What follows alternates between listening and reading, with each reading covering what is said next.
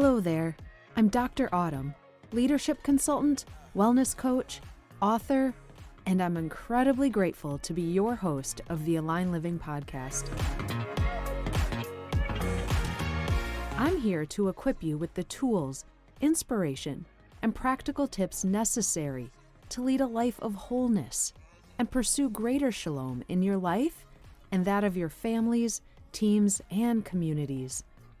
My mission is to empower you to lead from a place of holistic well-being. It's time to say peace out to the fatigue, fog, and frustration of living in a place that lacks abundant well-being.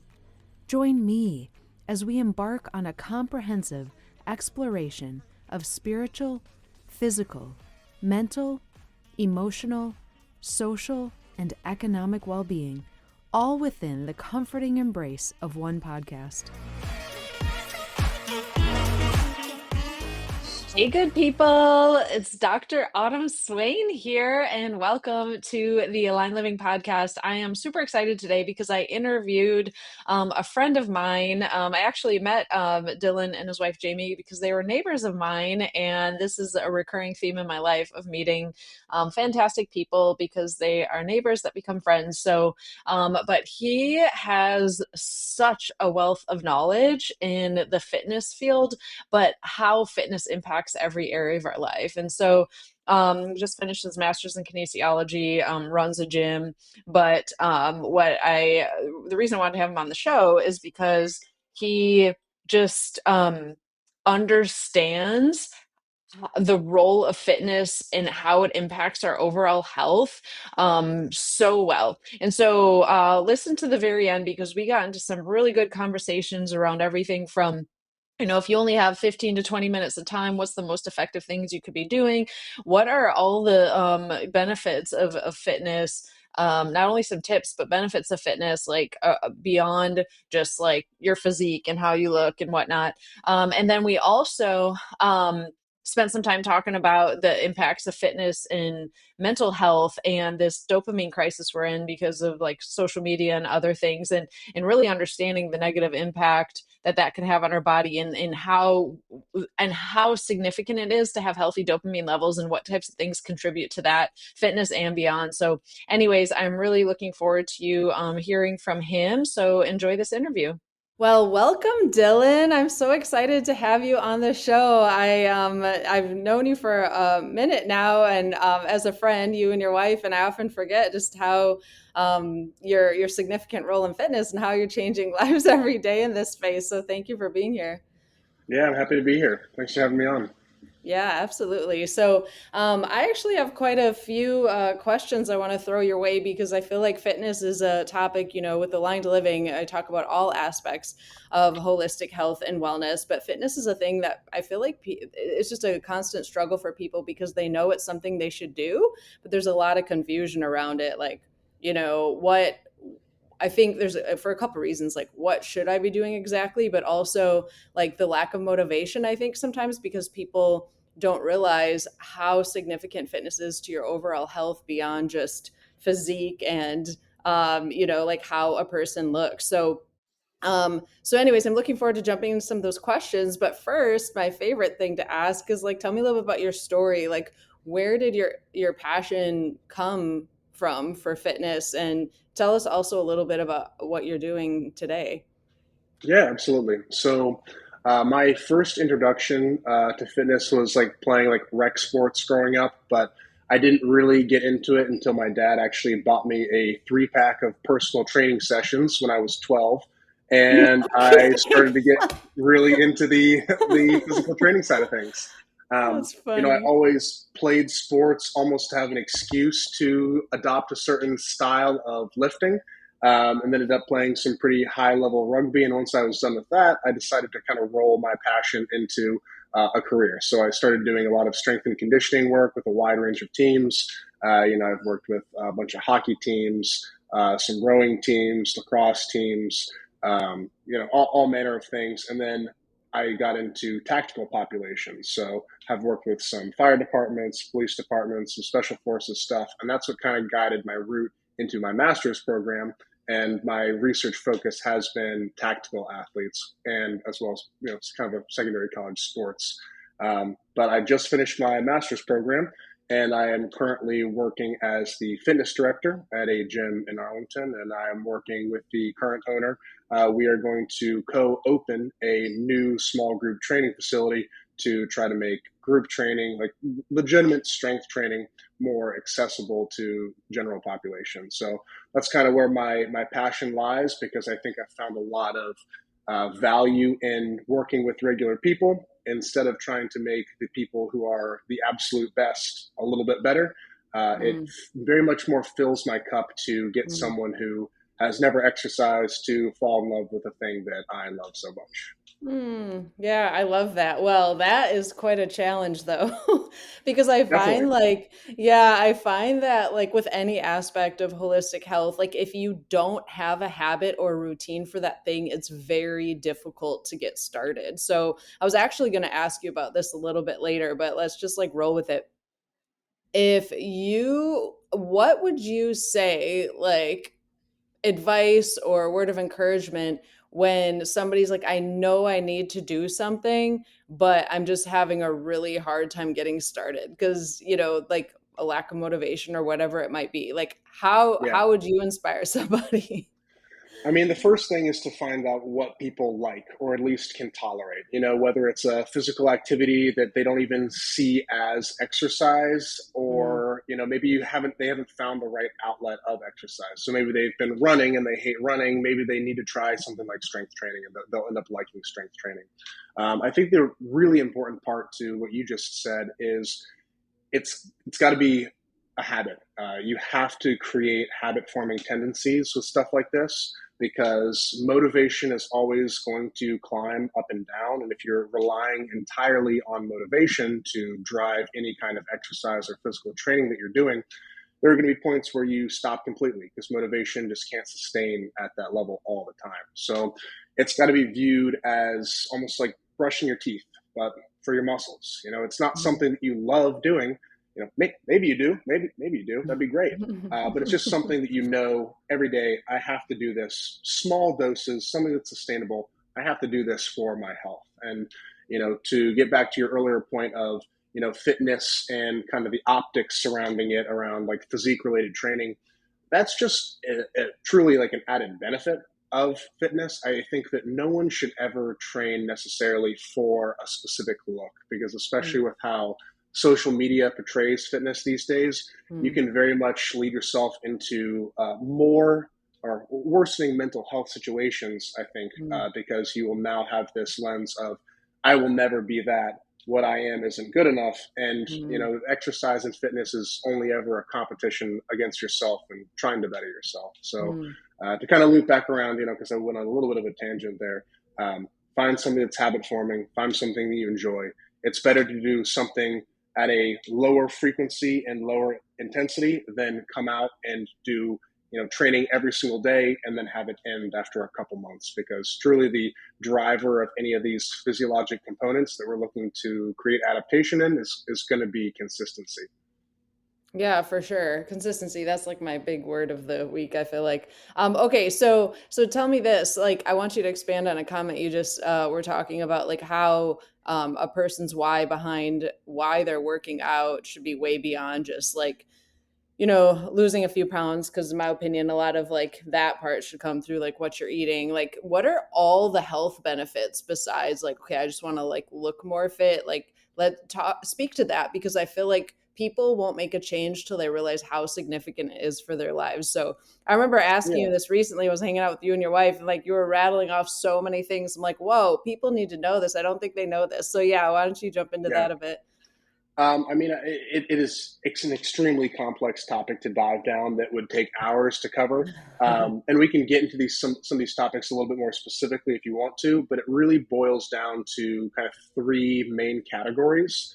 And that is going to be cross-sectional area of muscle mass. So the amount of muscle you actually have on your body, bone density, pretty straightforward, like how dense the durability of your bones is, and then your VO2 max, so your maximum oxygen uptake at peak exercise. Now, the reason that these are the things that I think are worth mentioning is because, classic me, the research guy, all of these have extreme correlations with all kinds of positive health outcomes, whether it's reducing all risk of mortality by 5x what even the best pharmaceuticals can do. They increase both the longevity and health span of a person's life. Really to speak on the quality of life, it makes such a difference if you've been doing physical exercise in your 60s, 70s, 80s, ideally your 90s, comparatively to if you've been sedentary your entire life. Lifestyle really starts deteriorating, and I try to preach people exercise for what you want to do when you are in your marginal decade. That's the term that gets thrown around in the fitness industry a lot. So the last 10 years of your life, where do you see yourself being within that 10 years? And then you just kind of back cast everything from there. And then, VO2 max is super important. That's the aerobic side of things. How strong is your heart? What can your heart do with the blood inside of it? How good is that nutrient processing? How dense are your capillaries? Classic biology. Mitochondria is the powerhouse of the cell. Do you have dense and many mitochondria to get a better benefit from exercise? So these are all very sciencey things, but from a training perspective, you don't need to know that much about each of these things in order to do them. Ideally, you have a balance between aerobic training and strength training. And then ideally as well, you are using this for something, because that's where a lot of people find their motivation, whether it's hiking. Both of these things make you a better hiker. Playing tennis. Both of these things make you better at playing tennis. These are the foundational attributes of human movement and performance, and it's up to the individual to do with it as they want. Okay, yeah. So let's break that down a little bit more for the average person who's really maybe still struggling in the fitness space. And just to understand it a little bit further. So if I think about some of the most common things that I hear, problems that people experience, I would love to hear how even a small regular fitness routine would impact those things. So for example, people are tired all the time. People, often have headaches, or they're feeling body aches and pains.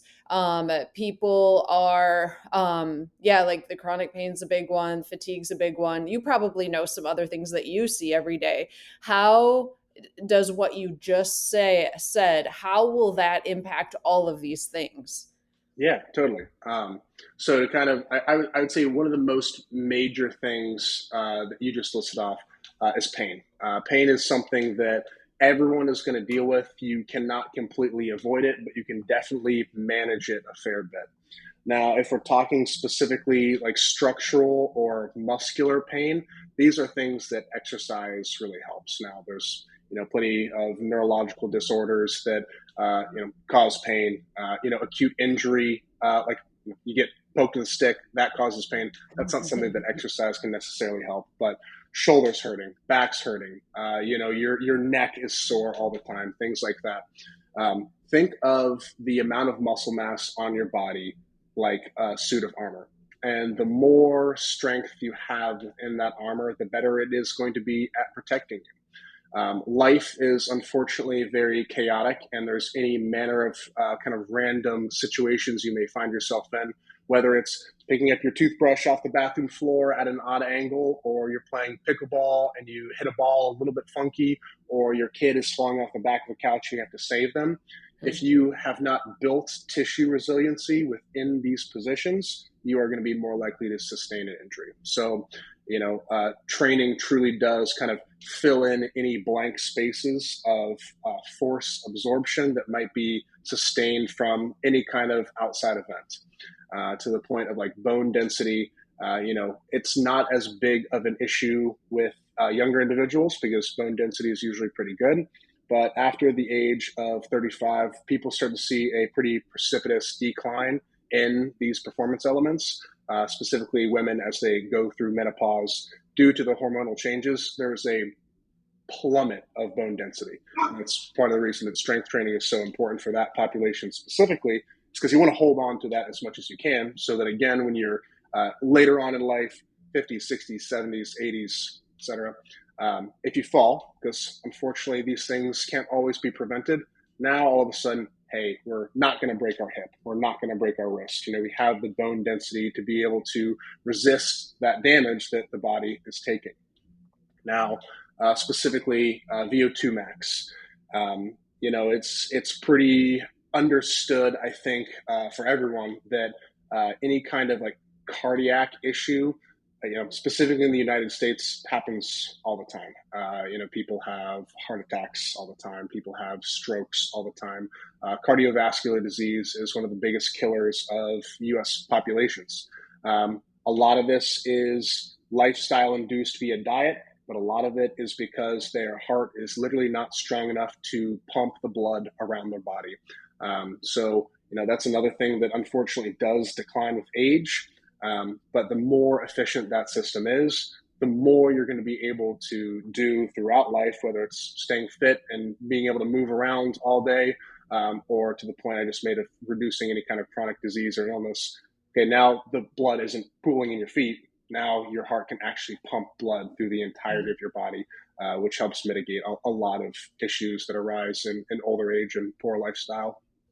Yeah, and like what you're saying is so significant because people want to like continue to like feel good and not wake up with aches and pains and be able to be mobile and stuff as they get older, but it's hard to make choices now for things that could happen in the future. So I'm going to ask you about that in a Yeah. second, but just like I could really relate to what you're saying, a couple very personal examples. So I have two very, very active boys. Most listeners know 8 and 11 years old, and they ask me to do stuff and I want to physically be able to do stuff with them and keep up. And they're not even teenagers yet. And so there's this like deep motivation there. And when they have kids, and then also to your point about aging folks. So my mom literally fell the other day. She was camping with my dad, and a small fall turned into like a broken arm, which the recovery time is going to take a lot longer. And now it's going to like impact her summer and all the things. And so these things are super real, but we don't like, let's look at like, someone in their early 30s, okay, that is like, I know it's important, but just not forming any habits around fitness because they're like, I feel pretty good. Maybe some aches and pains here or there, like, but it's not being really active, like being kind of sedentary isn't really negatively impacting them now. Like, what would you say to that person on like why like create a sense of urgency around it? Yeah. The analogy that I use all the time is it's like investing money. To the people who are spending most of their time on the couch, not exercise, I'd be like, do you want to retire or do you want to just work forever? You have to plan for the future now in order to have a positive situation because the future is going to come. There's nothing that you can do to stop it.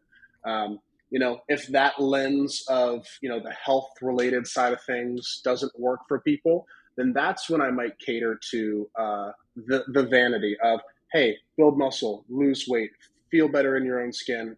It's great for your personal image, things like that. And so you can play some different games with that when you're really trying to like find what motivates people. Everyone is going to be different, especially in the DMV area. The investing analogy seems to hit pretty home with a lot of individuals. But that's the interesting thing about working with people is, in my experience as a coach, like no one person is the same. So there's any number of things that might motivate someone. Hey, like, your sister just had a kid. Do you want to be able to play with your niece or nephew? Oh, like you've been sitting on the couch, you can't do it. Okay, maybe that doesn't motivate you. Okay, maybe we need to, cater to a different lens of, hey, your shirts aren't fitting the way that you want them to. They're a little loose up top and a little tight down below. Let's change that for you. Okay, maybe that doesn't work. Maybe they have a backache that's prohibited them from even really getting into exercise. Okay, let's address that. And the fortunate thing is that all these different goals, what you would do isn't different, because that's the wonderful thing about training is that it is truly if you do this, all related things are going to get better. Yeah, that's one of my soapboxes too, right? Because like everything's interconnected. So a couple things like I want to throw your way that was going to be a little fun. Like I do want to get some specific examples from you and like what are some of your favorite rhythms? And I might not just ask you about fitness. I might ask you about Mhm. nutrition or mental health or whatever, because it's all Yeah, connected. But first, I would love for you to share, like, just because I like to get super practical. That was my whole like mission behind Aligned Living was to give yeah, people really practical things to do with their health. So if somebody, let's say, can't get to the gym, but they want to have some things like at like they want to make the most of like a 15-30 minute window. And I get it, like one day to the next. Monday they might do something different than Tuesday or might have a different focus than Wednesday. But if somebody had a 15 to 30 minute window, like give me some of your favorite types of like exercise or fitness things that people could do, because there's yeah. so many things out there. It just gets overwhelming, and I know, and a confused mind and overwhelmed mind shuts down. Definitely. That's again, that's a very broad topic to kind of fall down. And I would say the first thing that I would say to someone who's in that situation is, are you sure you can't access something? Like is like because in a lot of cases, yeah, some people are unable to get to a gym or any other kind of like fitness related situation, whether it's playing pickleball, something like that. That is a prohibitor for some individuals. However, a lot of people can do that thing. They just have deprioritized it, and so they don't do Mm, that thing. So that's always yeah. my first box that I try to check of like, hey, how bad do you want this? Because truly, like, the things that you can do at home with nothing are drastically inferior to, moving your body dynamically in space while tracking an object that's flying, like pickleball, or getting under a dumbbell or a kettlebell and doing a squat in the gym. Like, these things, unfortunately, don't compare. Now, to that point, something is always better than nothing. And if you're really limited with time, you need to look for some kind of acute dose. So, again, the governing rule is find something that you like. Whether it's if you want to try to like walk up a hill really fast, or maybe you have the ability to do push ups at home, or you have a dumbbell in your basement and you can do some squats. Find the thing that you're going to be able to tolerate doing, because if you absolutely hate it, then you're not going to do it. And then, especially if you're constrained with time, spike the heart rate. Like, get the heart Mhm. rate up. Try to have it be something resistance related. Again, to use the hill analogy, I'd say the most approachable thing that someone can do that's very limited with time and equipment is find a hill, walk up it as fast as you can, walk down it nice and controlled. Walk up it as fast as you can. Do that, 8 to 15 times, or however many times your schedule will allow you to. Get your heart rate up, breathe heavy, and then be done. And then you go about your day and do some more stuff.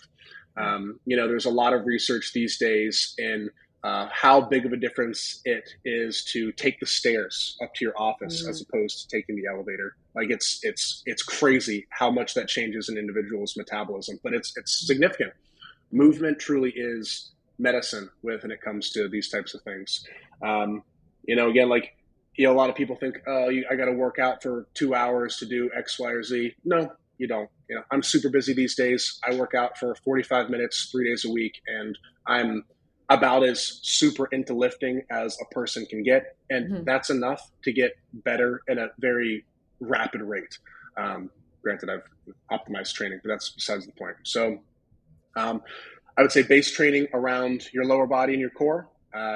Do a plank if you can do a plank. Do a dead bug if you can do a dead bug. Look for something that, again, is accessible to you. And then the key part about all this is make sure something changes. Make sure Mhm. you do it for another rep. Make sure you do it for a little bit longer. Make sure you do it with a little bit more weight, regardless of what that time scale is. This principle of progressive overload, you have to do something a little bit more if you want stuff to continue to change.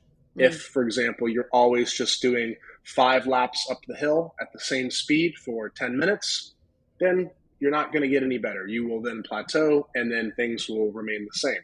Mhm. Unfortunately, with that, because people are like, oh, like, why do I care? I'm happy with where things are. Again, to bring up the age related decline, as people get older, there is a increasingly big drop off on these performance elements. So, staying the same won't actually stay the same. You have Yeah. to try to get better at the fastest rate you can, and that might end up resulting in you just being the same. That's the unfortunate part about it. So, do something that drives some intensity. Again, to tap into, I know we're going to get into this, but like the mental health side of things, spiking your heart rate, get some endorphins going, releasing dopamine. That feeling of fulfillment is so positive for all kinds of neural development and memory. So these are all really positive things. But in terms of like something usable, I'll always tell people squats are king. Do a bodyweight squat. Do a squat with a backpack full of books. Do a squat with a weight if you have it. If you can get to the point where you can try to squat on one leg, maybe you're using the side of a couch for assistance, do that. Lower limb strength is the most important thing. It's going to contribute the most to bone density. It's going to contribute the most to the cross-sectional area of your muscle mass, the two of the three things we talked about. And it'll definitely get your heart rate up too. I would try to always have a balance of things. If you have like 3 separate categories of exercise, we've got strength exercise, we've got aerobic exercise, and we've got skill exercise. So doing a squat with weights, walking or running around, biking, things like that.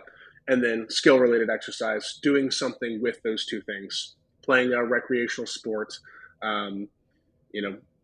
tracking objects in space. Maybe you're like shooting a bow, even. Like that's something that, like, again, uses fitness to some degree, but allows for a different kind of neural connection into the tissue that you're using. And if you do those 3 things, on rotation, maybe you can work out 3 times a week for 15 minutes.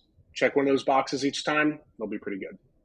Yeah, okay. So there's a few things I want to highlight, make sure that people really, really heard. So, well, first, I'm just emphasizing, and I know you'd agree, that a sedentary lifestyle is really like damaging. And so as much as you can get up and move around and do things in between. And the reason I'm bringing this up is because I'm going to kind of share what I'm doing a little bit. I'm kind of curious to what you'd say, because I used to be like, go to the gym every day, like no matter what. And then my life totally changed, right? Like when I became a single mom and had to, work a very busy full-time job on top of my businesses and volunteering, like my margin is like so much smaller. So I like what you said, but you as a fitness professional, 3 days a week, getting to the gym for 45 minutes, like that's more doable for somebody who's like, a lot of people get into these all or nothing mindsets, right? And so, okay, so if I can get to the gym 45 minutes, even a couple days a week, and then the off days, like what I like to try to do, and you could tell me if, because what you said was really powerful about like,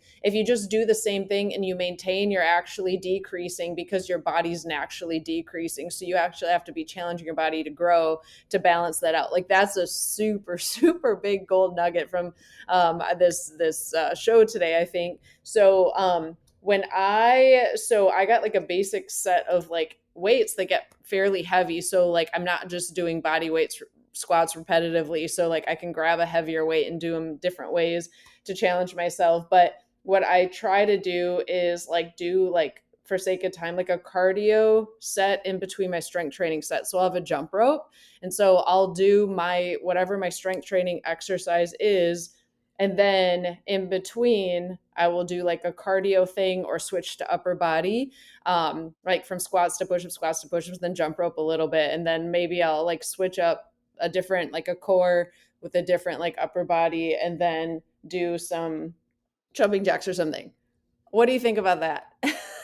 Yeah, I mean, I think that's a great structure of things. You're training your full body. You are training both a strength related component and an aerobic component. So yeah, I mean, and I know you do a bunch of sports, so you are already checking off all the boxes. If you wanted me to get more specific into it, like checking off certain movement patterns is a pretty important thing if you want to move well. So make sure you are pushing and pulling with the upper body, both vertically and horizontally. With your legs, make sure you're squatting and hinging and doing it both on one legs and 2 legs. Make sure you're training your core. A lot of people who see core training are like, okay, it's just my 6-pack muscles on the front. No, your core is the entirety of your torso. You want to train the muscles on the back, on the sides, on the front, the muscles deep within your core, diaphragm, stuff like that. But I mean, just based off what you said, like, yeah, no, I think those are fantastic things.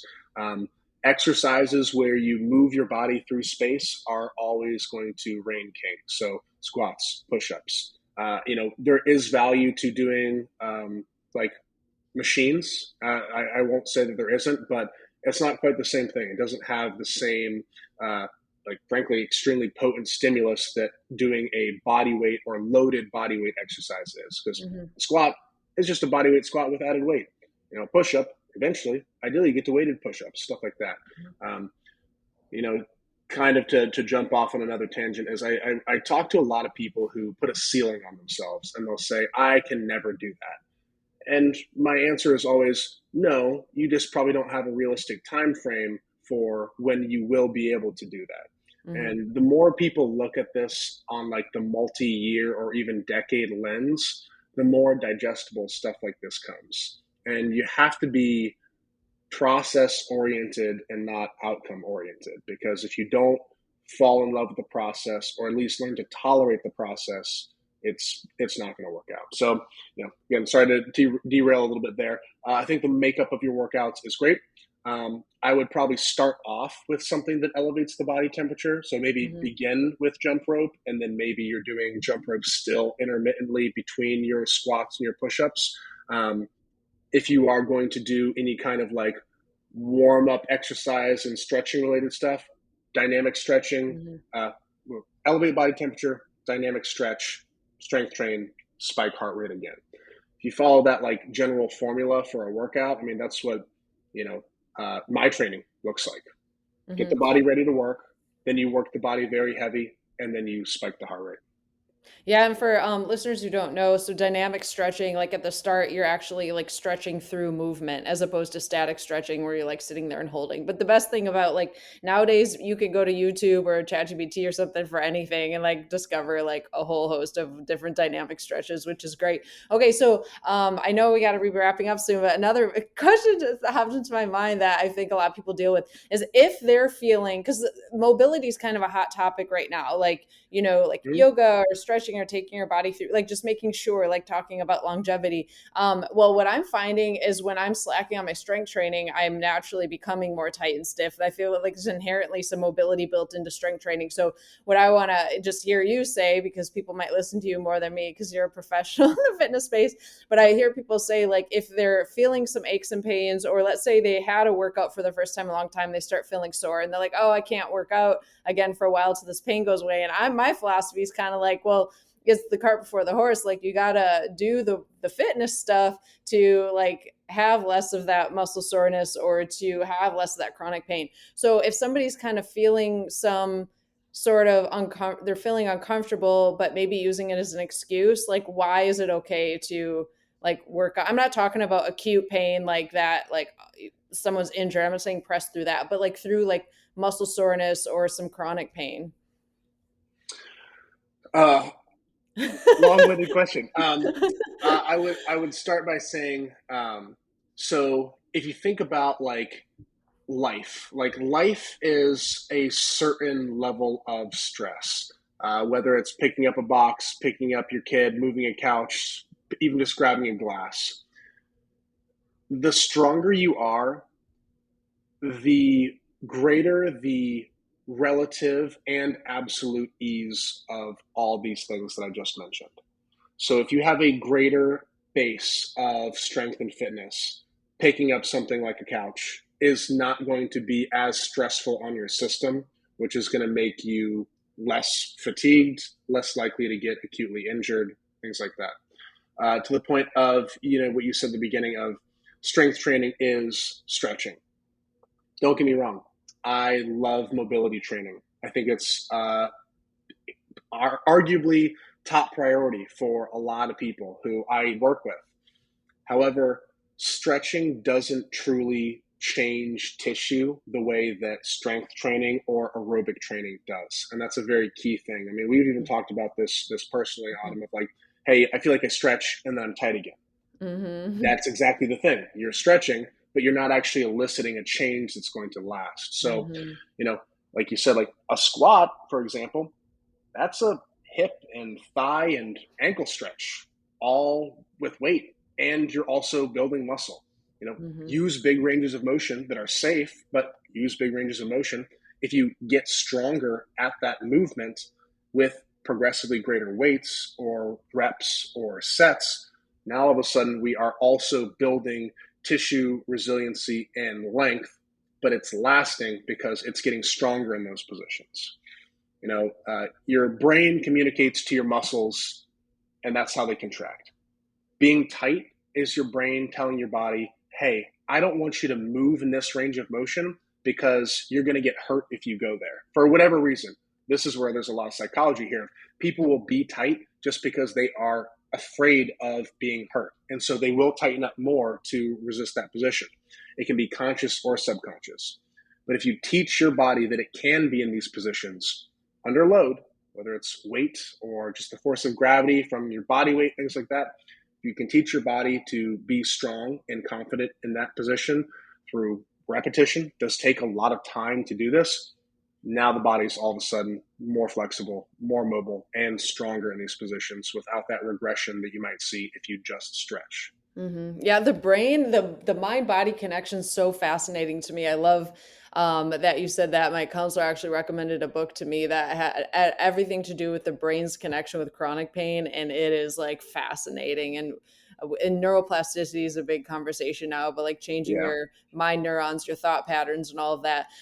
Just for sake of time, though, just as we wrap up, I would love for you just to speak a little bit further because you threw it in there. It was like a teaser. It was so powerful when you were talking about the connection between fitness and mental health and like brain memory, all of those things. Like speak if you just kind of like wrap up by speaking to that, because I think that's like a super significant conversation right Yeah, there. absolutely.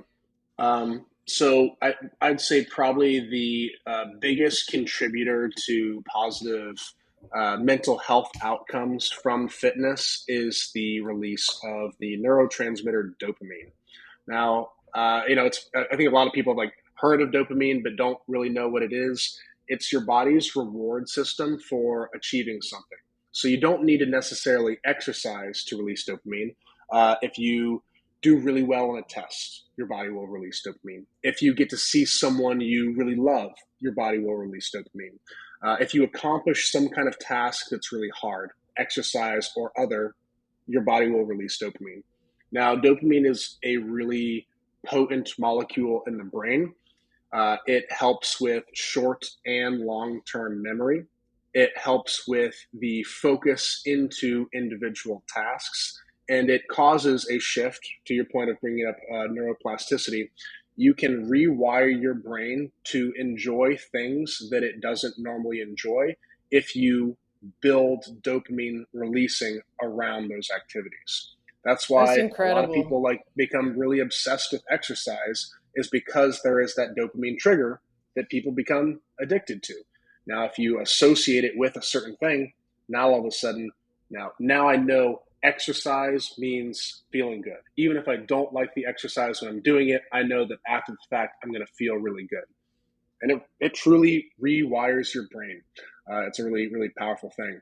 Um, Can I ask you something else about dopamine really quick? Because sure. I don't know how much you know about this, but like I've been following some of my favorite like brain doctors, and like I know there's a whole bunch of conversation around, just with neurotransmitters, how important they are in their body, like and dopamine dysregulation because of all of these ways that people are getting these constant like dopamine Yeah. hits that are too high, and then they crash, like checking your phone or recreational drugs or different things like that that are causing these harmful dopamine hit. So like dopamine's a good thing. So and it's causing these memory benefits and all these different things. So what's the difference? Like why is getting these dopamine hits in negative ways, it doesn't do the same thing on your body, and why that's causing dysregulation, and these healthier ways of getting these dopamine activity, it does these healthy things. Like it could sound Yeah. kind of confusing. Can you just bring Mhm. that home in that space a little bit? Yeah, I mean that's again that's a mountain to climb there.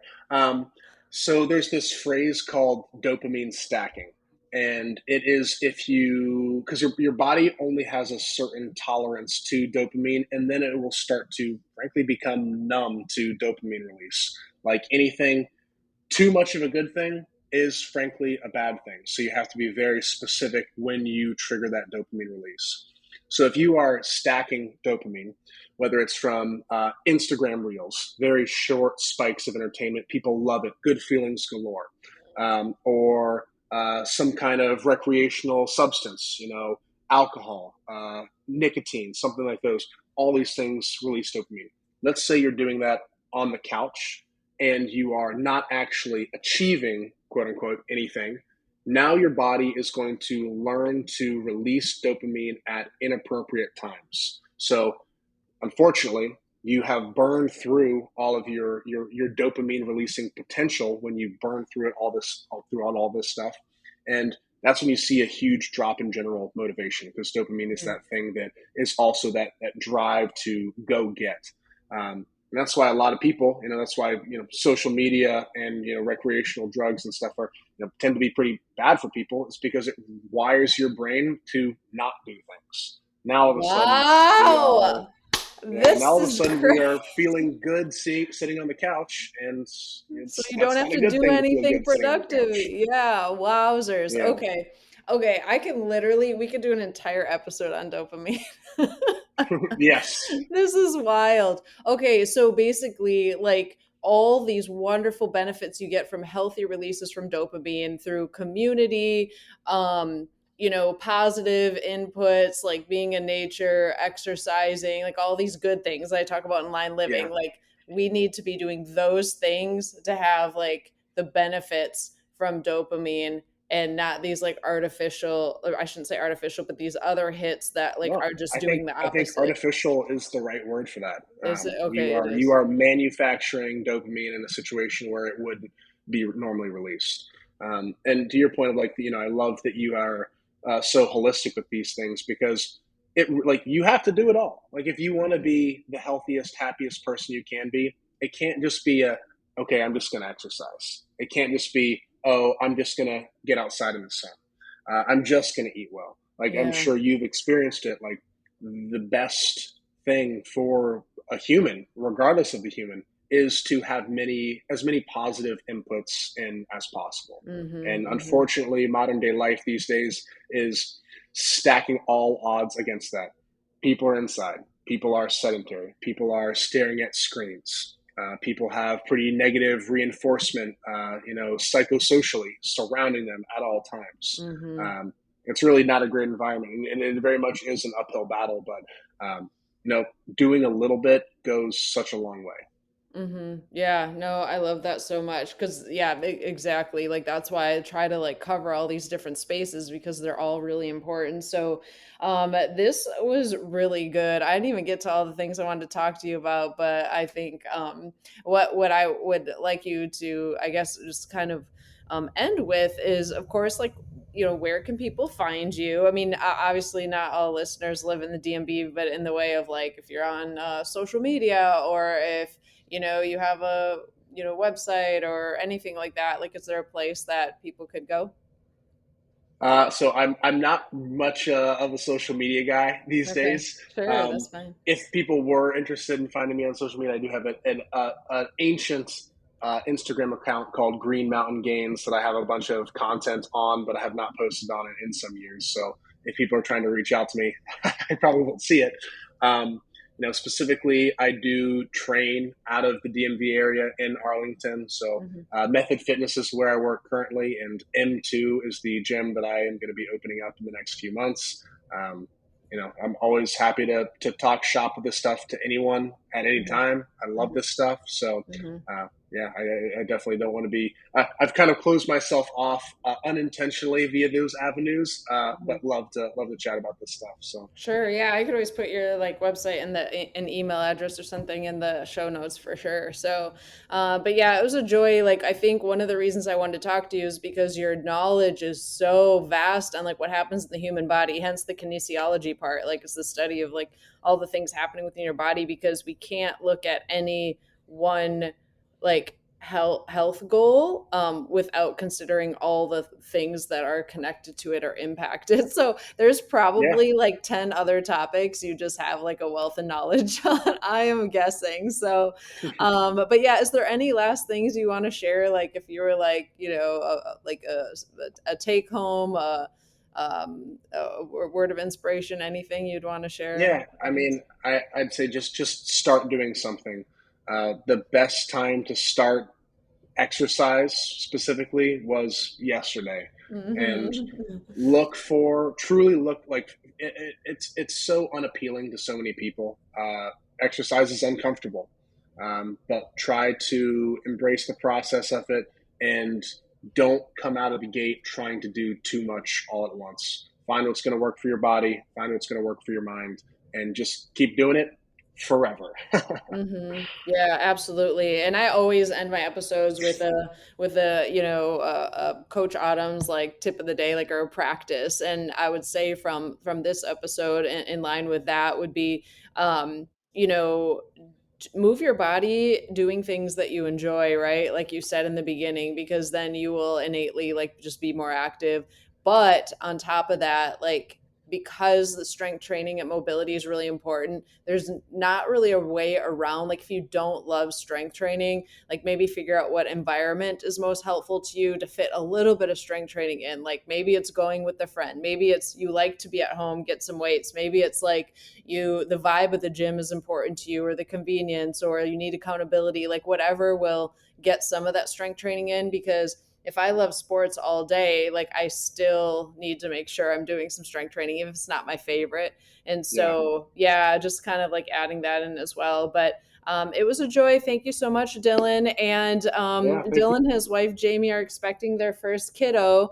So it will be fun Yeah, to see like how you integrate your passion for health and fitness into your growing family. So you gotta see our home gym, Autumn. It is stacked. We've been building it the past couple months, and it's looking good these days. So that's the plan. We'll see if it works. yeah, that's so sweet. I love it. Well, thank you, and I appreciate you taking the time to be with us. Yeah, thanks, Autumn. See you later. Thank you for tuning in to the Aligned Living Podcast. I'm Dr. Autumn, your guide on this journey to shalom or wholeness. Ready to embark on this journey of self-discovery and transformation? Head over to autumnswain.com to learn more and to dive deeper into the world of aligned living. Until next time, stay aligned.